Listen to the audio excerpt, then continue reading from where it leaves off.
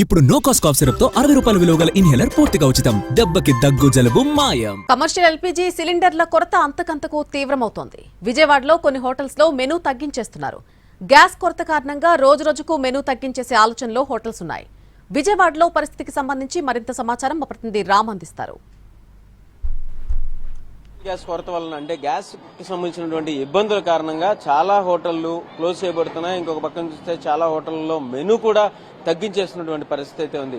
మనం చూడొచ్చు, ఇప్పుడు ఇక్కడ బోర్డు కూడా పెట్టారు, గ్యాస్ కొరత వలన సాంబారు మరియు పరోటా ఇవ్వలేకపోతున్నాము అని చెప్పి. అంటే ఏవైతే ఎక్కువగా గ్యాస్ వినియోగం అత్యధికంగా ఉంటుందో అలాంటి మెనూని నెమ్మదిగా తగ్గించుకుంటూ వస్తున్నటువంటి పరిస్థితి అయితే ఉంది.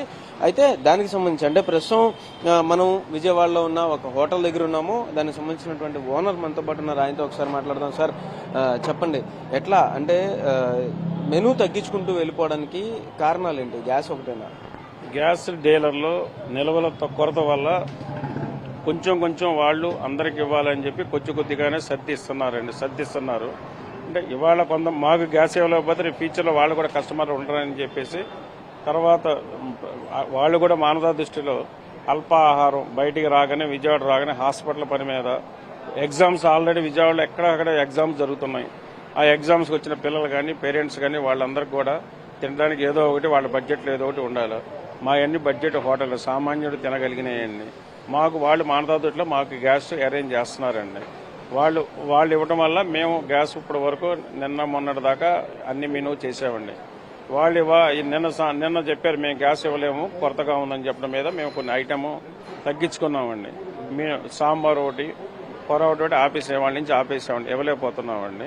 స్విగ్గీ జొమాటో కూడా కొంత ఆపేస్తున్నారు అని చెప్పేసి తెలుస్తుంది. హోటల్స్ అసోసియేషన్ రాత్రి చెప్పిన పరిస్థితి కూడా ఉంది. ఏంటి ఇది? దానికి కారణాలు ఏముండొచ్చు?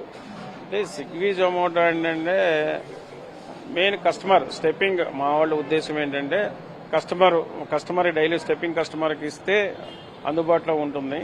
ఇక్కడ లోకల్గా ఆ చుట్టుపక్కల హాస్పిటల్ పని మీద కానివ్వండి, చుట్టుపక్కల కాలేజీలు స్కూల్స్ విజయవాడ ఏదైనా గవర్నమెంట్ పనుల మీద వచ్చిన వాళ్ళకి కనీసం దొరుకుతుంది కదా అని చెప్పేసి మా వాళ్ళ ఇన్సైడ్ ఉద్దేశం అదేనండి. అంతకన్నా వేరే ఏమి లేదండి. అది పరిస్థితి. ఖచ్చితంగా అయితే స్విగ్గీ జొమాటోలను ఆపేయడానికి అయితే వచ్చే కస్టమర్కి అందుబాటులోకి ఉంచాలి అని చెప్పని ఉద్దేశం అని చెప్పేసి చెప్తున్నారు. అయితే మనం చూడొచ్చు, కస్టమర్స్ అయితే అత్యధికంగా వస్తున్నటువంటి పరిస్థితి అయితే ఉంది.